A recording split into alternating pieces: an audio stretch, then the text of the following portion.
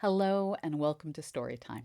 My name is Dr. Pamela Gay, and tonight I'm going to be reading part 3 of Ayn Rand's novella, Anthem. This is part of our special election year reading list. Please enjoy. Part 3. We, Equality 72521, have discovered a new power of nature, and we have discovered it alone, and we alone know of it. It is said, now let us be lashed for it if we must. The Council of Scholars has said that we all know the things which exist, and therefore the things which are not known by all do not exist.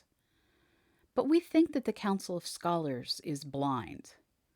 The secrets of this earth are not for all men to see, but only for those who will seek them. We know, for we have found a secret unknown to all our brothers. We know not what this power is, nor whence it comes, but we know its nature. We have watched it and worked with it. We saw it first 2 years ago. One night we were cutting open the body of a dead frog when we saw its leg jerking. It was dead, yet it moved. Some power unknown to men was making it move. We could not understand it. Then, after many tests, we found the answer. The frog had been hanging on a wire of copper, and it had been the metal of her knife which had sent the strange power to the copper through the brine of the frog's body. We put a piece of copper and a piece of zinc into a jar of brine. We touched a wire to them, and there, under our fingers, was a miracle which had never occurred before, a new miracle and a new power. This discovery haunted us. We followed it in preference to all our studies. We worked with it, we tested it in many more ways than we can describe, and each step was another miracle unveiled before us. We came to know what we had found the greatest power on earth, for it defies all the laws known to men. It makes the needle move and turn on the compass which we stole from the home of the scholars. But we had been taught, when still a child, that the lodestone points to the north, and that this is a law which nothing can change. Yet our new power defies all laws. We found that it causes lightning, and never have men known what causes lightning. In thunderstorms, we raised a tall rod of iron by the side of our hole, and we watched it from below.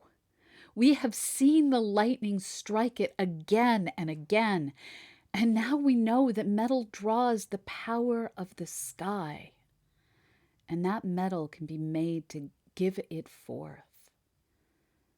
We have built strange things with this discovery of ours. We used it in the copper wires which we found here under the ground. We have walked the length of our tunnel with a candle lighting the way. We could go no further than half a mile, for earth and rock had fallen at both ends. But we gathered all the things we found, and we brought them to our workplace.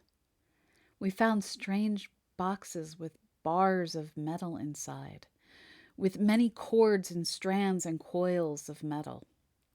We found wires that led to strange little globes of glass on the walls. They contained threads of metal thinner than a spider's web. These things help us in our work. We do not understand them, but we think that the men of the unmentionable times had known our power of the sky, and these things had some relationship to it. We do not know, but we shall learn. We cannot stop now, even though it frightens us that we are alone in our knowledge. No single one can possess greater wisdom than the many scholars who are elected by all men for their wisdom. Yet we can. We do. We have fought against saying it. But now it is said, we do not care. We forget all men, all laws, and all things save our metals and our wires. So much is still to be learned.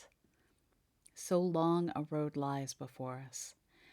And what care we if we must travel it alone? And that is part 3. All right, you don't have to wait long. Part 4 should already be there. Go watch it and click subscribe.